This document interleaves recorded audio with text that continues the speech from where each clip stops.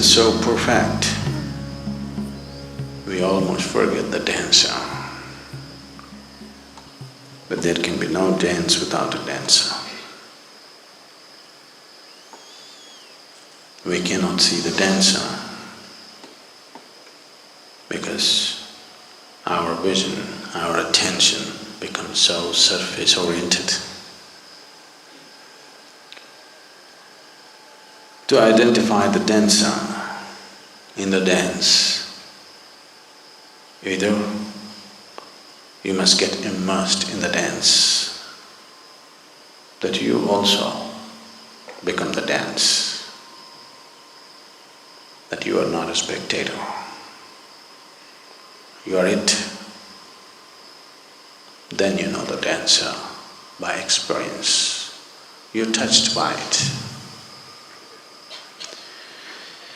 But if you not want to know the dancer in its full depth, in his full depth and dimension, you want to know the source of dance, that which is the basis of the act,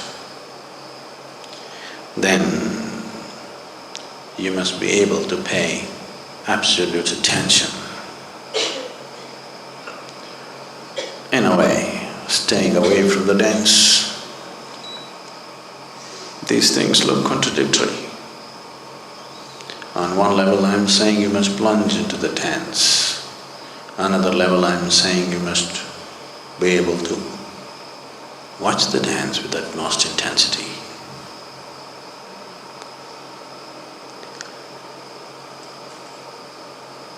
This is not contradictory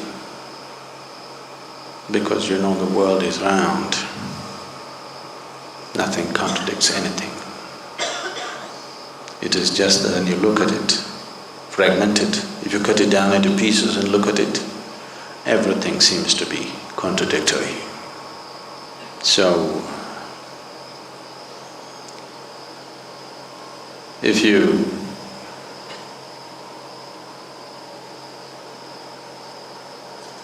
are here totally involved in the dance, totally involved in the act itself, that's one way of knowing. Or if you know how to keep away from the act, absolutely uninvolved in the act, but you're able to observe the act totally, you can decipher the difference between the act and the actor, the dance and the dancer. That is also a way of knowing it.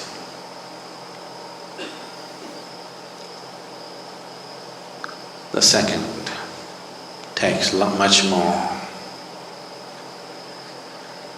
awareness, sharpness, intensity, maybe training too. So it's easier to become part of the dance slowly as the rhythm picks up. As you get sucked into it, you suck deeper and deeper into it. One day you don't know which is you and which is the dance. Once you are a part of the dance, you cannot miss the presence of the dancer. It is just that we're inventing obstructions, hurdles and barriers where they don't exist.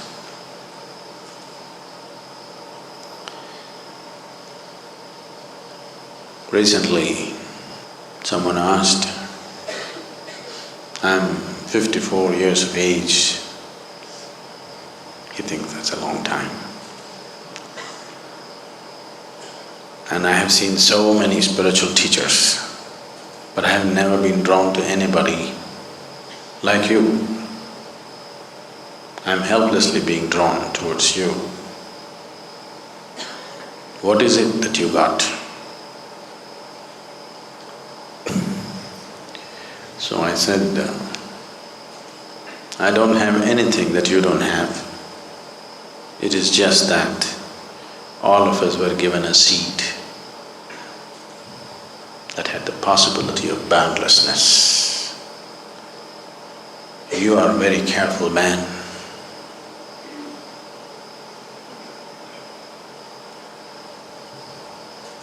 You are very careful and good, so you preserve the seed. I destroyed the seed and made it into a tree. If you want to make a seed into a tree, the seed has to go. If you nurture the seed, it will become a tree. If you keep seed as a seed and walk around,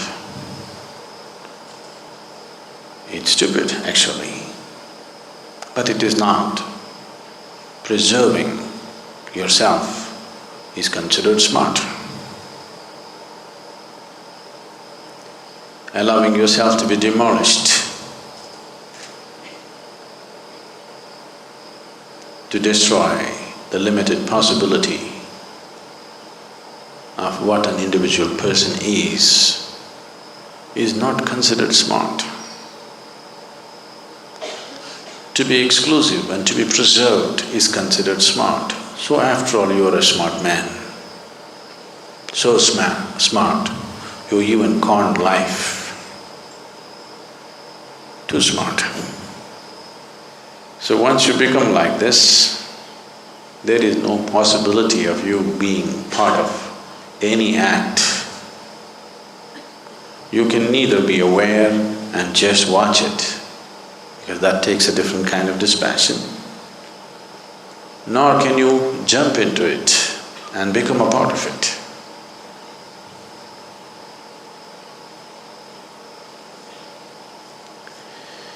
Once it happened,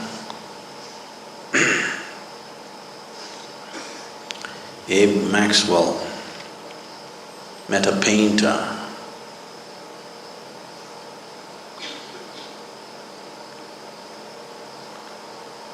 whose name was Wolkowitz, and Wolkowitz was 73 years of age and just recently had been through an eye surgery.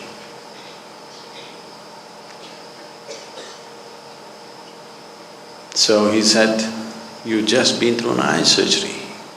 How is your vision? Is it good enough to paint? Can you continue to be a painter? Without sharp vision, this is difficult." So Wolkowitz said, "I think I can paint. In case I find my vision fails and I cannot paint, I will become a critic."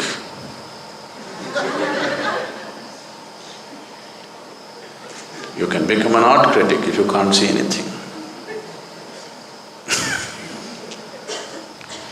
So if you become a critic, you miss the whole act.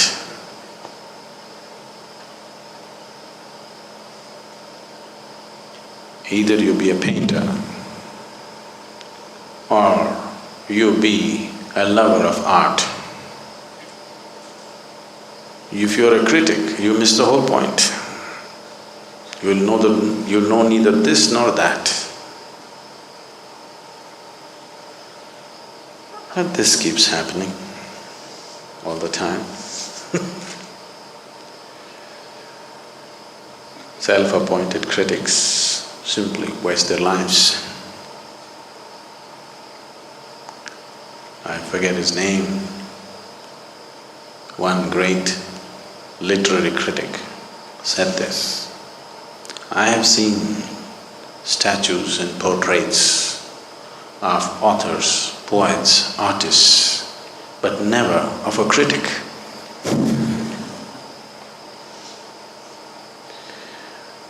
Because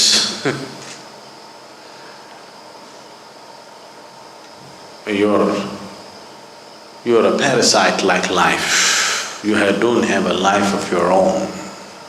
You thrive constantly looking and feeding on somebody else's life. This will not get you anywhere. If you're seeking survival, you can be a parasite. If you're seeking liberation, you cannot be a parasite. A child sucks upon her mother's breast, but you don't call a babe a parasite. That is okay. because a child is only nourishing himself to become free of the mother. A parasite is never intending to become free. A parasite is too concerned about its survival that it misses the possibility. So if survival is all we seek, there are many ways to survive, though every seed has come with the same possibility. Between a seed and a tree, there is a journey to be made. If you want the seed to become a tree, you have to nurture it. You have to protect it. There are weeds that you have to take care of. There are too many weeds. Same silly weeds bothering humanity for 1,000,000 years. Still human beings haven't figured out how to handle these weeds. Simple things like anger, hatred, jealousy, fear, doubt, endless doubt. The same silly weeds have lasted too long because weeds don't need any nurturing. Weeds don't need any protection. Weeds don't need any cultivation, they just grow. But if you want a sacred seed to sprout and prosper, you have to weed the place, cultivate the land, manure it, and you have to make sure enough water and sunlight finds its way. If you're afraid of the harshness of the sunlight and avoid it, you will also avoid the life-nourishing warmth of the sunlight. In your enslavement to the instinct of self-preservation, you would like to avoid the sunlight, go stand in a shade, but you will miss the warmth of the life-nourishing light too. That which is the basis of life is also that which ends life. That which burns also bakes. If you're a good cook, you bake. If you're a bad one, you burn.